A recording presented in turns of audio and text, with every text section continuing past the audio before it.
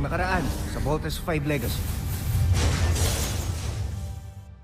Hindi ko maintindihan kung bakit hanggang ngayon ay ayaw may paalam sa mga anak na buhay ka pa. Sigurado ako matutuwa ang mga yon. Ligtas ang aking mga anak. Kaya nilang ipagtanggol ang kanilang mga sarili. Ngunit ang mga naapi sa Buzan ay hindi.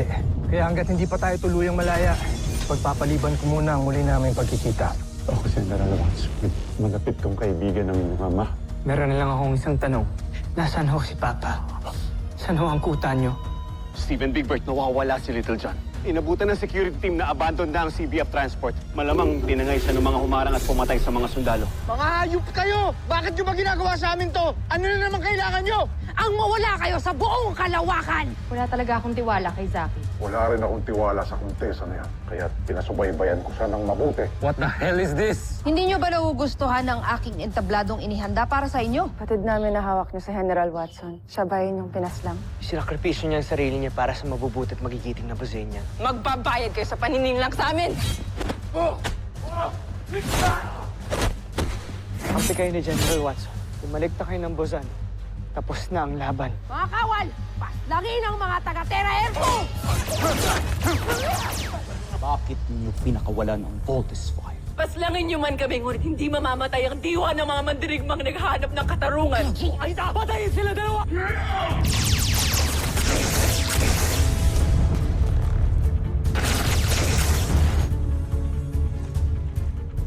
Bascont, Solarbird. Pinuno, malapit na namin matapos ang mga bihin niyo pinapagawa sa amin. Mainam. Basta't sundin lang ng mga siyentipikong kasama natin ang mga planong iniwan ko. Mukhang ito na yung matagal nating hinahanap, ang Buseñan Rebel Camp. You mean, nandyan din po ang papa namin?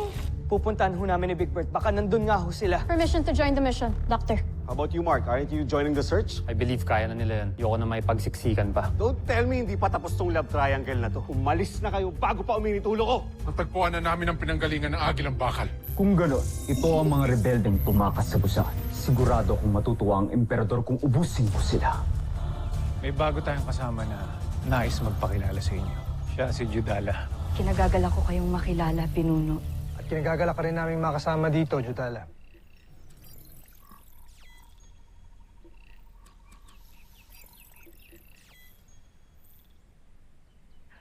Pinuno, maaari ba ako magtanong?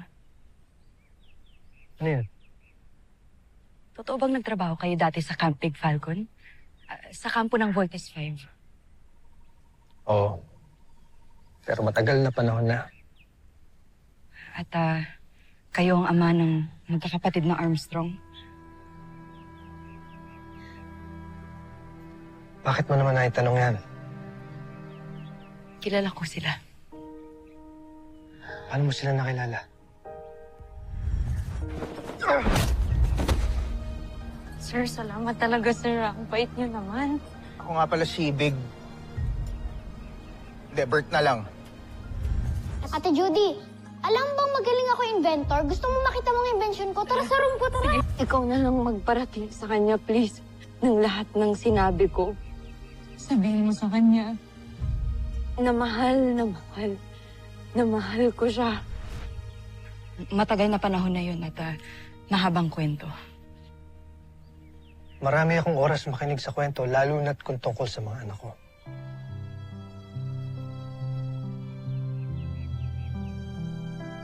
Napakabuti po ng inyong mga anak, pero tuwang-tuwa po kay Little John. Napakatalino.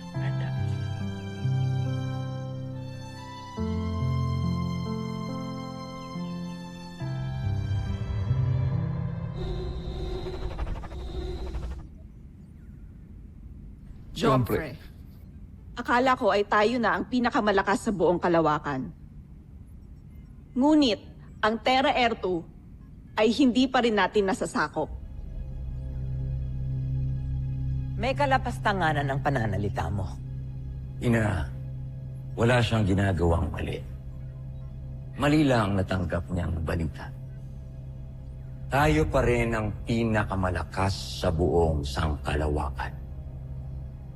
Mali lang ang napili kong mamuno para sakupin ng Terra Air 2. Hindi kaya ni Sardo sakupin ang planetang ito dahil siya ay mahina.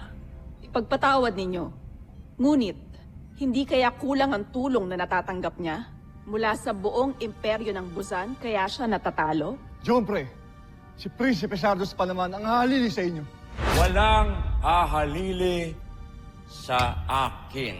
Ang sinasabi ko lamang, bagamat may mga napatunayan si Sardos, marami pa rin siyang dapat matutunan. Ito lang ang dapat ninyong paniwalaan. Habang ako ang nakaluklok bilang emperador ng Busan, tinitiyak ko na walang dadaig sa lakas ng ating planeta. Maski ang Terra Air 2, mapapasailalim sila sa Busan. At patuloy tayong maghahari sa buong sangkalawakan. Makakaalis na kayo. Joffrey. Contessa.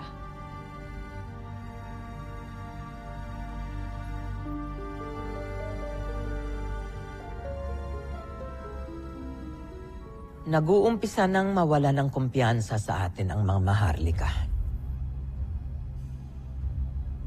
Ano ang balak mong gawin? Kailangan kong makausap si Baron Sander. May naisip akong paraan para bumalik ang tiwala ng mga Maharlika sa akin.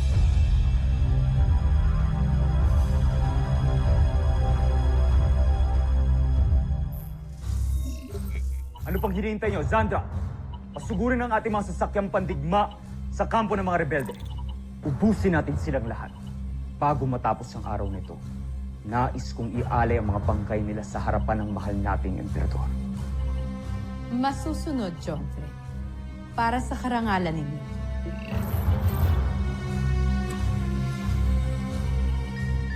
Tawagan mo ang mga piloto ng ating mga sasakyang pandigma.